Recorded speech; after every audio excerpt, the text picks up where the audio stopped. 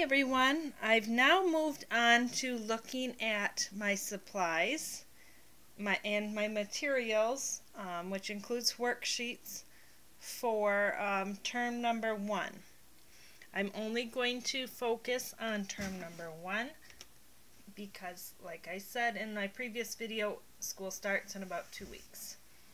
I'm going to, that's why I tend to break, even though I have the planning done for all the terms, I like to break it down one at a time so as not to overwhelm myself.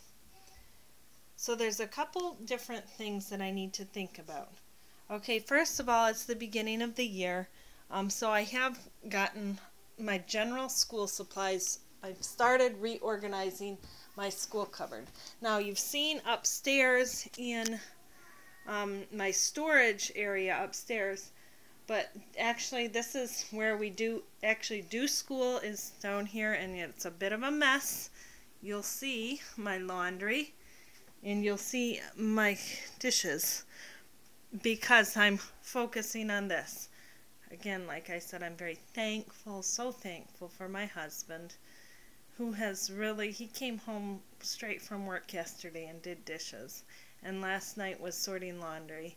I am so thankful for him, and that's the great thing about our a partnership like this, is this is the only way I can do homeschool, is with his support, and we're a team, and with the kids too. The kids are actually playing in my son's room right now with their toys, and they have been great the past couple days as I've been kind of focused on this.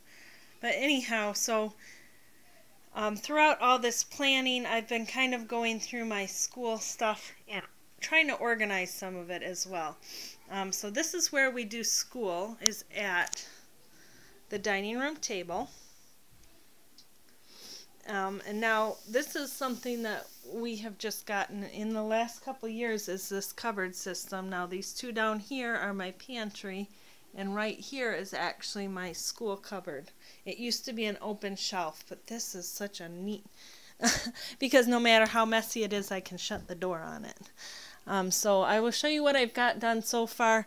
This is all like craft stuff from the summer that'll eventually move out of here. But I've got, so I did my normal school supply shopping, and we just keep it. I did, now keep in mind, I just cleaned this out. This is not what this looks like on a daily basis. Okay, this is what it looks like at the beginning of the year. So don't think that this will look like this after the first day of school. It will probably be messed up.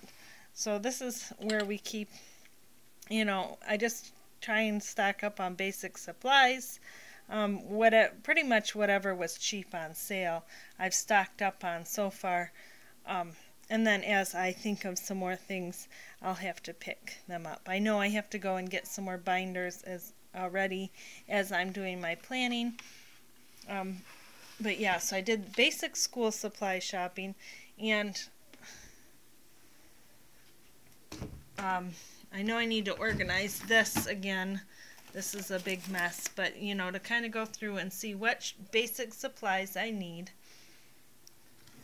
But then as I move on to planning the actual term,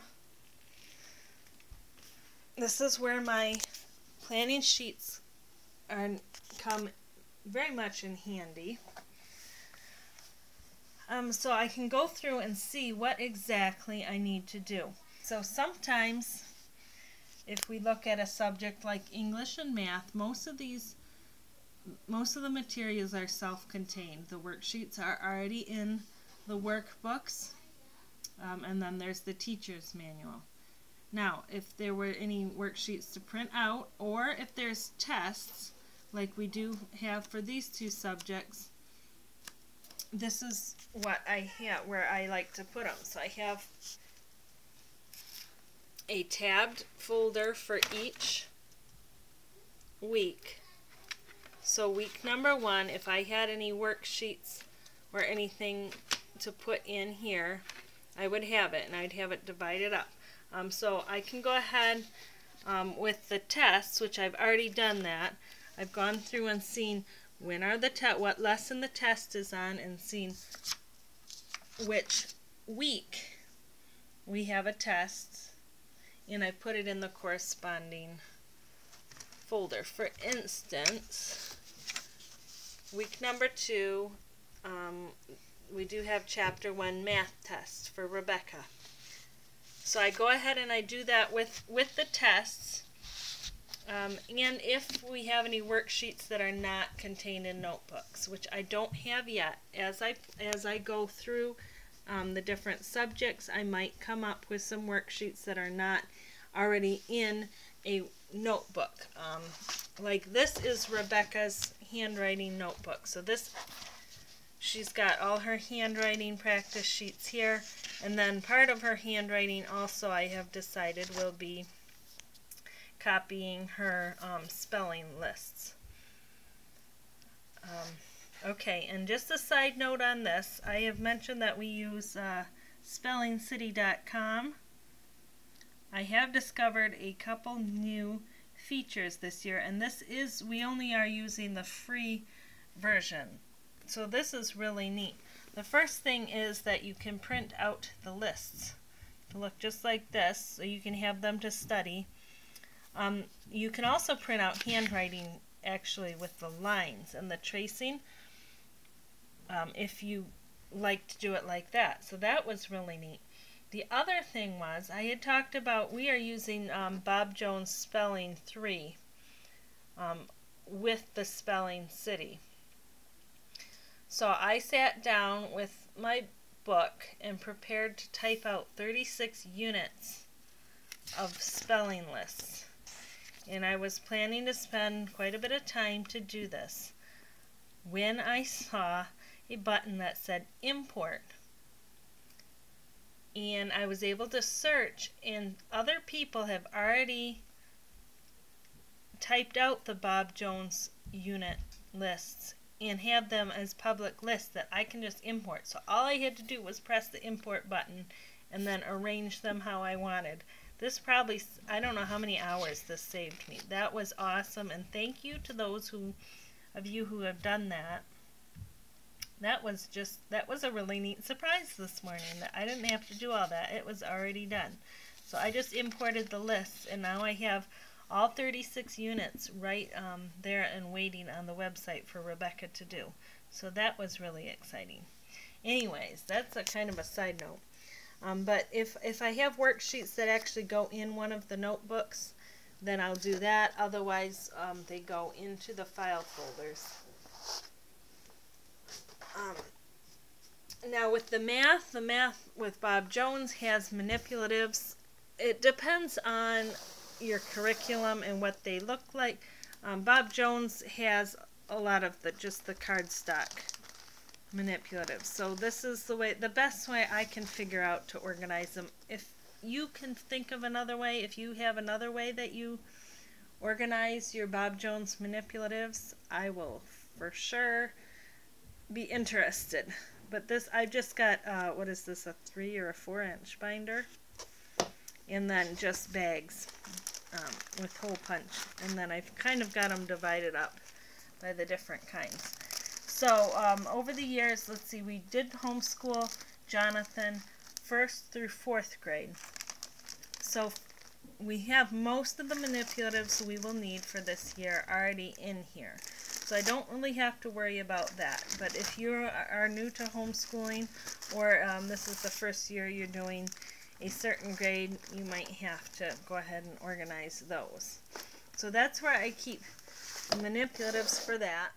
Okay, so the one big issue that I have every year is the odds and ends shopping for like art projects and recipes, as well as my library book list. So this is what I'm going to try, and I'm going to try it this term, and I will try to remember to report back to you on how this works.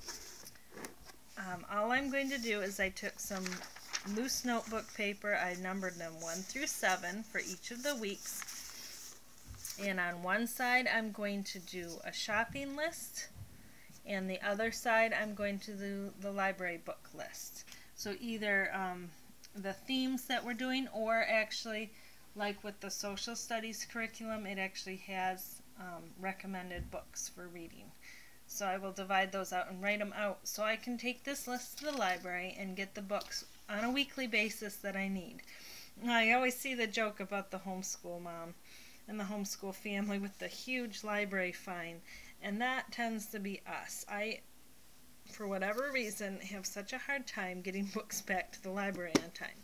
But I figure if I do it once a week, and then that way that encourages us to get to the library once a week. Maybe like on a Friday, and then to get the books for the next week. So hopefully that will encourage us to do that.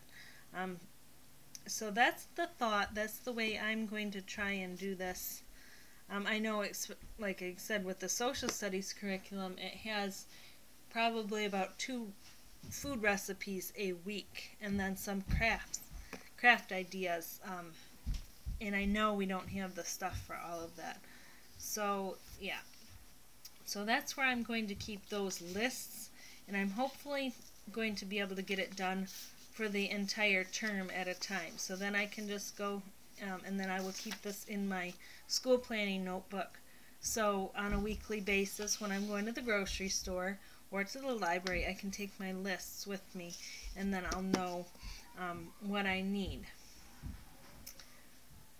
So that's how I'm trying to keep myself organized this year. Again, as usual, if you have any comments, questions, or suggestions, I definitely will take them. I hope you have a great day. Happy homeschool planning. Happy back to school.